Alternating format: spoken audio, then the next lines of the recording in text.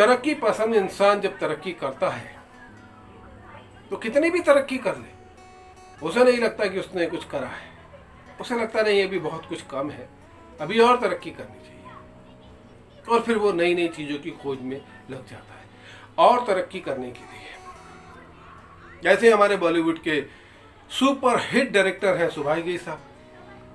सुभाष घई साहब की विधाता hit, Ram Lakhan hit, hero hit, सौदागर हिट, मेरी जंग हिट, कालीचरण, विश्वनाथ, तमाम फिल्में हिट हो गई। लेकिन तब भी उनको लगता था कि नहीं, अभी तो बहुत कुछ करना बाकी है, इससे कुछ और बड़ा करना चाहिए। और इसी कुछ बड़ा करने की, कुछ और अच्छा करने की सोच में सुभाष घई ने एक हॉलीवुड फिल्म बनाने की प्लानिंग करी। सुभाष घई साहब ने अशोक अमृतराज के साथ मिलकर प्लान किया कि वो अब एक हॉलीवुड फिल्म बनाएंगे। ये बात है राम लखन हिट होने के बाद की। फिल्म का नाम रखा नेगेटिव। और इस हॉलीवुड फिल्म के लिए लेखक और निर्देशक थे सुभाष घई साहब।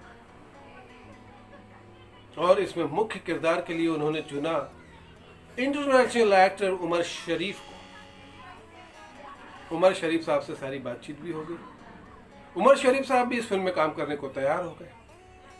लेकिन जैसे ही इस फिल्म का प्रोसीजर आगे बढ़ा, सुभाष घई साहब कंफ्यूज होते गए। उन्हें ऐसा लगा कि इस फिल्म को मैं अच्छी तरह नहीं बना सकता, मैं आज़ादी से इस फिल्म को नहीं बना सकता, अपनी मर्जी से, अपने तरीके से इस फिल्म को नहीं बना सकता। क्योंकि हॉलीवुड में बहुत सारे डिसीजन डायरेक्टर नहीं लेता, वहाँ के स्टूडियोज लेते हैं। कास्टिंग वगैरह या जो भी टेक्नीशियन है वो सब स्टूडियो के डिसीजन होते हैं। एक बंदिश होती है डायरेक्टर के ऊपर। तो सुभाष घई साहब को लगा कि अगर मैं हॉलीवुड के लिए फिल्म बनाऊंगा तो मैं बंदिशों में बन जाऊंगा और अपने जैसे मैं चाहता हूं, मेरे दिल की फिल्म नहीं बना पाऊंगा। तो उन्होंने हॉलीवुड का ये आइडिया फिल्म बनाने का त्याग दिया और वैसा कर लिया कि इस फिल्म को मैं हिंदी में बनाऊंगा। फिर से एक बार री राइटिंग हुई और इस फिल्म का नाम रखा गया खलनायक। और खलनायक फिल्म में सुभाष घई साहब की पहली पसंद थे संजय दत्त। लेकिन संजय दत्त के साथ जब उन्होंने विधाता में काम किया था तो बड़े बुरे अनुभव हुए थे उन्हें, बड़ी मुश्किलों का सामना करना पड़ा था उन्हें संजय दत्त के कारण। तब और भी दिमाग में उनके नाम आए। जो पहला नाम आया संजय दत्त के बाद वो था नाना पाटेकर का, लेकिन उनको नहीं जमा। अनिल कपूर साहब को ये पता था कि सुभाष घई साहब खलनायक फिल्म बना रहे हैं, तो अनिल साहब ने बहुत कोशिश की, लेकिन सुभाष घई साहब के दिमाग में अनिल कपूर नहीं बैठ रहे थे, क्योंकि उनके दिमाग में सिर्फ एक ही नाम था, संजय दत्त। फिर थक हार कर सुभाष घई साहब ने संजय दत्त से एक मीटिंग करी।